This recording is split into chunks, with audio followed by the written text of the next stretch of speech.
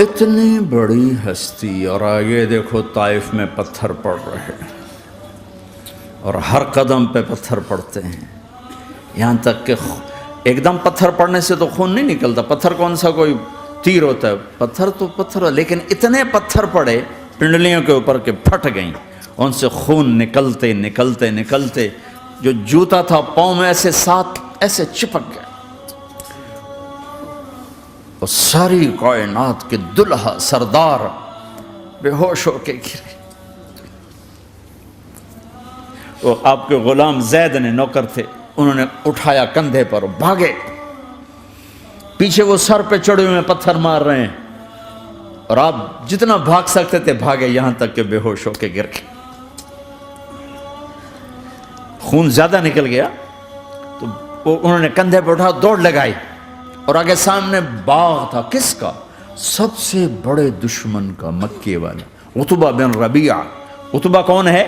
یہ جنگ بدر میں جس کے ہاتھ میں جھنڈا تھا، اور جنگ بدر میں قریش مکہ کے لشکر کا جو چیف تھا وہ اس کا باغ، لیکن زید کو کوئی پناہ نظر نہیں، وہ باغ میں گھس گئے اور اللہ کے نبی کو ایک انگور کی بیل کے نیچے لٹایا۔ تو جان کا دشمن عتبہ، لیکن جب اللہ کے نبی کو خون و خون دیکھا تو اس کا دل بھی پگھل کے رہ گیا، کہنے لگا ہائے ہائے، طائف والوں نے محمد کے ساتھ کیا کرتا۔ جس پر دشمن کو رحم آیا، ہمیں اس پہ رحم نہیں آیا، ہم نے اس کے آنسوں کی کوئی قیمت نہیں لگائی۔ وہ اتنا ایموشنل ہوا کہ جلدی سے گیا اور پلیٹ میں انگور توڑ توڑ توڑ کے سجائے۔ جب جانے لگا تو پھر شرم اور وہ ایک حجاب درمیان میں آڑے آ گیا، تو اپنے غلام کو بلایا، عداس کا، عداس یہ لے جا وہ جو آدمی زخمی پڑا، اسے جا کر کہنا کہ تمہیں رشتے داری کی قسم میرے انگور رد نہ کرنا، کھا لے۔ حالانکہ موقع تھا کہ قتل کرتا، ہر وقت قتل کرنے کے منصوبے بنا رہے، موقع تھا کہ قتل کرتا۔ ایسا حال تھا کہ قاتلوں کے بھی آنکھوں میں آنسو آ گئے۔ عداس آئے اور آ کر انگور پیش کیے،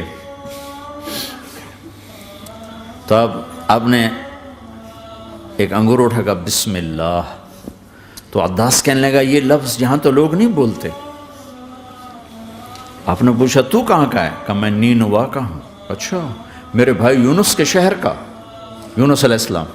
وہ کہنے لگا وما ادراک ما یونس، آپ کو یونس کا کیسے پتا ہے؟ تو آپ نے فرمایا میں اللہ کا نبی ہوں، وہ بھی اللہ کا نبی تھا۔